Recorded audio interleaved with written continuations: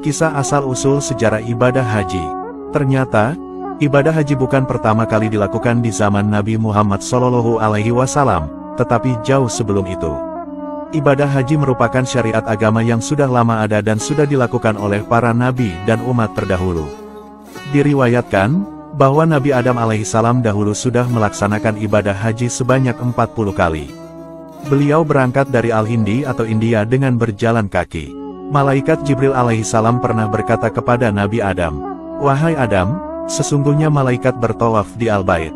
Haji adalah kata yang berasal dari bahasa Arab yaitu haja, yahuju, hajan. Secara lugo atau bahasa, makna haji adalah mengunjungi, menyengaja, dan naik haji. Menurut Syekh Zainuddin Al-Malibari dalam kitab Fathul Muin, bahwa kata haji secara bahasa maknanya adalah menyengaja, menuju, atau banyak-banyak menuju sesuatu yang diagungkan. Sedangkan menurut syara, haji maknanya adalah menuju Ka'bah untuk menunaikan ibadah haji. Ibadah yang dilakukan jamaah haji diantaranya adalah ihram, wukuf di Arafah, lempar jumroh, tawaf, sa'i, dan tahallul. Tradisi berhaji juga sudah berlangsung sejak masa Nabi Ibrahim dan putranya Nabi Ismail hingga sampai diutusnya Nabi Muhammad SAW. Namun, dahulu orang Arab sungguh ngawur, di mana banyak ajaran Nabi Ibrahim dan Ismail yang sudah dimodifikasi dan dirubah oleh mereka. Ka'bah sebagai tempat suci dipasangi berhala-berhala, dan mereka juga menyekutukan Allah. Tempat mulia seperti Bukit Sofa dan Marwah juga diberi berhala. Menurut mereka, berhala itu bisa menjadi wasilah untuk bertakorup kepada Allah. Perubahan itu juga dilakukan terhadap syiar haji. Mereka saat menyembelih hewan ternak juga tidak menggunakan asma Allah. Tradisi orang-orang Arab jahiliyah ini sungguh sesat dan musyrik. Dalam kitab Manhal Qoton Tarihut Tashri'al Islam atau Tashri'wal Fiqih dijelaskan, bahwa orang-orang Arab jahiliyah melaksanakan ibadah haji dengan tradisi menyimpang. Yaitu saat tawaf mengelilingi Ka'bah, mereka tidak memakai pakaian alias telanjang. Yang memakai hanyalah suku Quraisy dan keturunannya. Menurut mereka, pakaian mereka kotor sedangkan pakaian orang Quraisy suci. Apabila suku Quraisy tidak memberikan pakaian sucinya, maka orang-orang Arab jahiliyah itu akan nekat tawaf secara telanjang. Tradisi ibadah haji yang buruk ini lantas terus dilakukan sampai turunnya Quran Surat Al-A'raf ayat 31 yang artinya, "Kenakanlah pakaianmu yang bagus pada setiap memasuki masjid." Imam Nawawi dalam kitab Al-Minhaj Bisyarhi Sahih Muslim Ibnil Hajjaj menjelaskan, bahwa orang Arab jahiliyah terbiasa melakukan tawaf dengan telanjang. Mereka membuka dan melemparkan pakaian mereka hingga terinjak-injak di tanah sampai pudar warnanya. Setelah Quran Surat Al-A'raf ayat 31 turun, Nabi Muhammad SAW lalu melarang ibadah tawaf di Ka'bah dengan cara telanjang. Di masa Nabi Muhammad, ibadah haji pertama kali disyariatkan atau diwajibkan bagi setiap orang Islam terjadi perbedaan pendapat. Ada yang mengatakan terjadi pada tahun ke-5 Hijriyah, ke-6 Hijriyah, dan ke-8 Hijriyah. Ada pula yang mengatakan pada tahun ke-9 Hijriyah, yaitu semenjak turunnya Quran Surat Al-Imran ayat 97 yang artinya, "Dan di antara kewajiban manusia terhadap Allah adalah melaksanakan ibadah haji ke Baitullah, yaitu bagi orang-orang yang mampu mengadakan perjalanan ke sana. Barang siapa mengingkari kewajiban haji, maka ketahuilah bahwa Allah Maha Kaya tidak memerlukan sesuatu dari seluruh alam." Adapun jumhur ulama mengatakan, bahwa ibadah haji resmi disyariatkan kepada Nabi Muhammad dan kaum muslim pada tahun ke-9 Hijriyah. Saat itulah umat muslim mulai melakukan haji di Baitullah yang sudah dibersihkan dari berhala. Nabi Muhammad SAW sebelum hijrah telah melakukan ibadah haji berkali-kali dan jumlahnya tidak diketahui. Namun setelah beliau hijrah, beliau hanya melakukan ibadah haji satu kali yang dikenal dengan nama Haji Wada.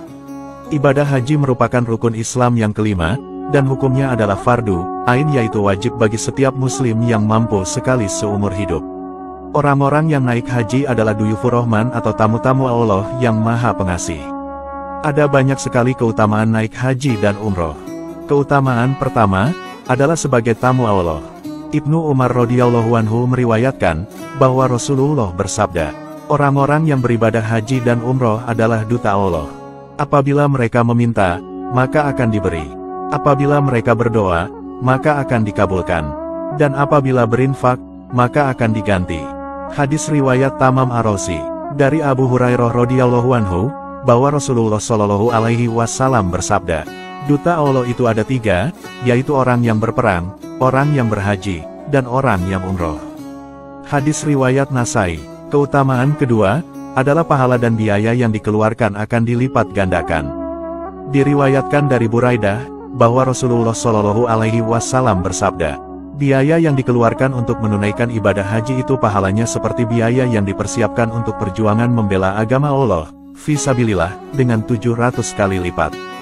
Hadis riwayat Ahmad dan Ibnu Abi Syaibah. Keutamaan yang ketiga adalah dosa-dosanya diampuni Allah. Dari Abu Hurairah radhiyallahu anhu, bahwa Rasulullah bersabda, barang siapa menunaikan ibadah haji karena Allah sedangkan dia rafats atau ucapan dan perbuatannya membangkitkan birahi, dan tidak berbuat kefasikan, maka dia keluar dari semua dosanya bagaikan hari ketika dilahirkan oleh ibunya. Hadis riwayat Bukhari dan Muslim.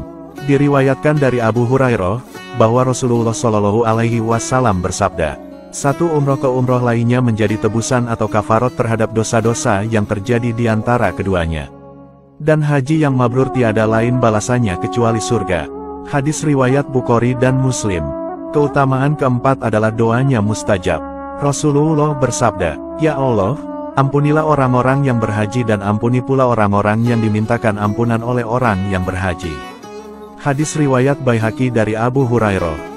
Diriwayatkan dari Ibnu Abbas radhiyallahu anhu, bahwa Rasulullah bersabda, ada 5 orang yang doanya tidak akan ditolak, yaitu doanya orang naik haji sehingga dia kembali dari hajinya, doa orang yang berperang sampai ia pulang dari peperangannya, doa orang yang dizalimi sampai ia ditolong, doanya orang sakit hingga sembuh, dan doa saudara bagi saudaranya yang lain. Hadis sahih dari Said bin Jubair. Itulah sejarah ibadah haji dari zaman Nabi Adam sampai Nabi Muhammad. Semoga kita semua dimudahkan oleh Allah Subhanahu wa Ta'ala agar bisa berhaji dan umroh ke tanah suci Makkah. Mengingat, ibadah haji adalah hukumnya wajib bagi muslim yang mampu, maka, hendaknya yang sudah mampu untuk segera berikhtiar mendaftarkan diri untuk mengambil porsi haji.